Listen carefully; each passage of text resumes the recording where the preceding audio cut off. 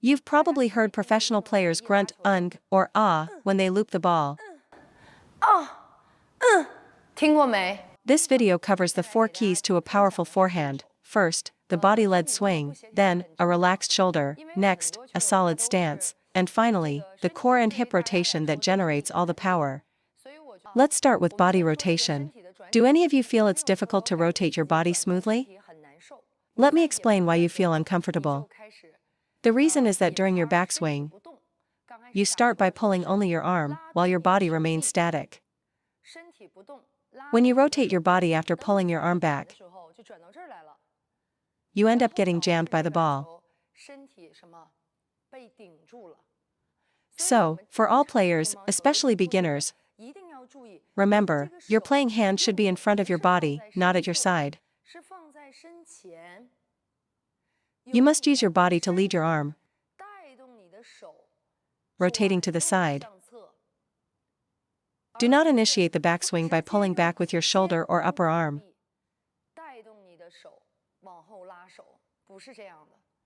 Keep your hand in front of your body, similar to a ready stance for receiving serve. As you rotate your body, your hand stays in front, allowing the body to drive the rotation.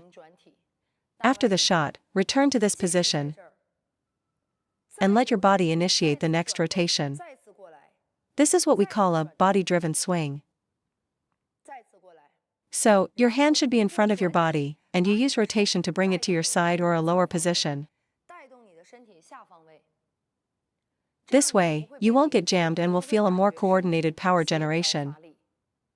That's our first point: let the body lead the arm. Second, you need to feel that your body and your arm are connected. When your arm is far away from your body, you're just swinging your arm, not rotating your body. True body rotation means the angle between your upper arm, your elbow, and your body is always maintained at about one hand's width. The distance should be about the width of an open palm. So keep your upper arm and elbow in front. And as your body rotates, don't let your hand stray too far from your body. Otherwise, your shots will become unstable or floaty. The reason many players lift their upper arm, swing it wildly, or have an unstable elbow is incorrect body-led rotation during the backswing. Look at Ma Long, Sun Yingsha, Fan Zhendong. Their forehands are excellent, and none of them swing with an extended arm. Their upper arm and elbow are never far from their body. During footwork, the further your arm is from your body, the more errors you'll make. So during rotation, make sure your body and arm stay connected and move as one unit. By doing this, you'll maintain a higher success rate even while moving. At most, the distance between your elbow and your body should be one palm's width. All other adjustments should come from your body and feet, not from reaching with your arm. If you have to reach for the ball, it means your footwork is late, which will inevitably cause your stroke mechanics to break down. That's the first topic. For our second point, let's talk about footwork and posture. To have a coordinated stroke, you must not be stiff.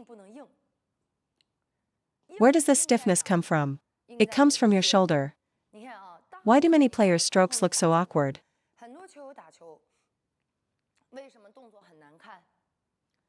Look at my shoulder now. Doesn't this look very tense?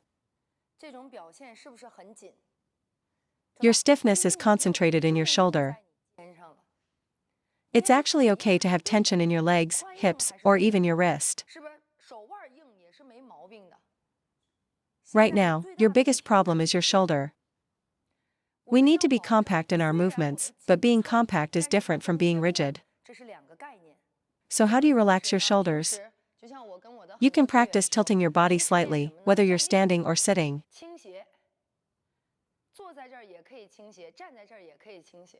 When your right shoulder drops down slightly, your arm and hand movements will be relaxed. From the back, you can see 3 shoulder positions: dropped, level, and raised. The stiffness is all in the shoulder. A raised shoulder is very stiff. A level shoulder is a little stiff, but a dropped shoulder stays relaxed. So why do you raise your shoulder? The first reason is that you are not used to keeping your shoulder dropped. You're not accustomed to letting your shoulder down. So you need to actively focus on the importance of dropping your shoulder. When I was young, I also tended to raise my shoulder when I got nervous. When you have free time at home, just sit down, consciously drop your shoulders, and learn to relax them. Then, bring your hand up into ready position. This is the correct state for playing. If your shoulders are level, you'll be slightly tense. If you try to loop a backspin ball, you'll get even tighter. Keep your shoulder slightly lower, and your hand will naturally relax. If you raise it, you will always be tense. No one is immune, even I get tense if I raise my shoulder. So, you must drop your shoulder, it's a critical detail. Only when the shoulder is relaxed can the whole body become coordinated. First point on footwork. Should you generate force from the balls of your feet, the midfoot, or your heels? Many amateur players tend to put their weight on their heels. Because during a match, you often use the balls of your feet for the first shot, but by the time you return the second ball, you start using your midfoot, and by the third ball, you've started generating power from your heels. If you use the third part, heels, you will lean back, and your shots will get progressively weaker and higher. Eventually, in a rally, your center of gravity will be stuck on your heels. Why do you end up on your heels, unable to use the balls of your feet? The reason is you're getting jammed, and there's a reason for that. The first key point is your abdomen. When your posture is upright, your weight is evenly distributed on your feet. When you stick your stomach out, your weight shifts to your heels. When you lean your abdomen forward, your weight shifts to the balls of your feet. So for adult players, it's crucial to understand you can't realistically play with your heels completely off the ground. You can't do it, and neither can I. Having retired early, I understand the physical state of amateur players better now. It's not that you don't want to do it, your body just won't allow it anymore. So, keep your feet firmly on the ground. And as you lean your core forward, more weight will naturally shift to the balls of your feet. This is the proper playing stance. You don't need to lift your heels. As long as you don't stick your stomach out, you'll be able to keep your weight forward. This issue with your feet is actually an issue with your core posture, which is even more important than your leg position. So you must learn to tuck your abdomen in and down. As long as you engage your core, your center of gravity will be correct. If you don't engage your core, even if you bend your knees, you'll be sitting back on your heels, getting jammed repeatedly and unable to play continuous offense. Use the balls of your feet for pressure, not your heels. The second point is about your knees. For many of you over 50, if I asked you to squat down to a professional's level, you could probably do it, but you likely couldn't hold it for long. That's why we need to use our bodies smartly when we play. We need to lower our center of gravity, but without putting too much strain on the knees, as joints are easily injured. What does it mean to not strain your knees? It means when you are lowering yourself, you should press down from your upper thighs and glutes. Keep your knees relaxed. Feel it, use the thickest part of your thigh, where your glutes and thighs meet, to bear the load. Not your knee joints. Try it out. You'll find this technique is extremely effective. This way, your legs won't get tired. Sometimes, I even use this lazy technique myself. Don't let your knees take the force. Instead, lower your thighs and use the upper thigh area to absorb the pressure and generate power, keeping your knees relaxed. This allows you to have a stable base and maintain your center of gravity. That's it for the leg action. The third topic is the abdomen and hips. You can rotate your waist without rotating your hips, but rotating your hips will always engage your waist. Therefore, don't just focus on the waist. When I was young, coaches taught waist rotation. But as I got older and joined the Sichuan team, the coaching philosophy shifted. The focus became rotating the hips, not the waist. The function of your waist is not to rotate. It's to stay braced as your core.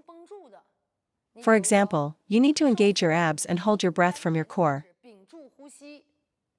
You've probably heard professional players grunt "ung" or "ah" when they loop the ball. Players often make these sounds when exerting force. It's just like singing, the power comes from your diaphragm, your core. This area serves as the central axis of your body. Watch my stomach carefully when I make the sound. It's actually pulling inwards, not pushing outwards. If you push your stomach out, you will dissipate your power. It's the same principle as core-based vocal projection. In normal speech, our stomach expands.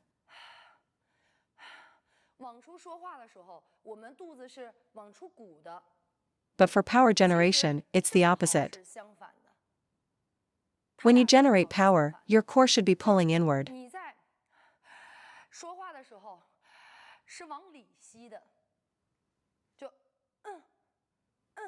Your abdomen, your core, must stay braced. In a real match, during multi-ball drills or intense footwork, I also make these sounds. Even if you don't want to make a sound, you can still control your breathing this way. Hold, brace, and then you can exhale and inhale during your recovery. For example, breathe in, then on contact. Give it a try. Doing this will make your entire body movement extremely compact. So your waist and core area should actually be braced. The reason we do exercises like sit-ups or balance training is to strengthen our ability to brace our core. If you can maintain this brace for 2 or 3 shots, you'll be more compact than your opponent. If your core is always relaxed and pushing out, your power will start to disperse from the very first shot. In table tennis, your power cannot be scattered because it needs to be focused at the end of the stroke. At the end, the power is sharply focused, pack. It's contained, not fully released in a bong motion. So, you must keep the power in your core and waist braced. So what drives the rotation? Your hips. Why does your hip rotation feel awkward and powerless? Because you are rotating your hips incorrectly. On the forehand side, when you open your hips for the backswing, you mistakenly shift your weight to your left leg. This causes you to rock back and forth, which is incorrect. When the hips rotate to the right, the weight must be loaded onto the right leg. Load the weight onto the right leg, and then rotate forward. Do not shift your weight to the left leg as you open your hips to the right. That is a mistake. As you rotate your hips left, transfer your weight to your left leg and drive that hip forward into the shot. Conversely, when you rotate right, transfer your weight to your right leg and drive that hip forward. When rotating left, most of your weight should be on the left leg. If it's on the right, that's wrong. Press into the left leg to push off. Similarly, on the right, ensure the weight is on the right leg before pushing off. That is the correct sequence. You must rotate your hips. Hip rotation will drive waist rotation, but waist rotation alone won't engage the hips. The waist isn't for rotating, it's for bracing. Power is initiated by the hips, while the waist braces the core to accelerate the shot. This is how you activate the entire kinetic chain through your hips.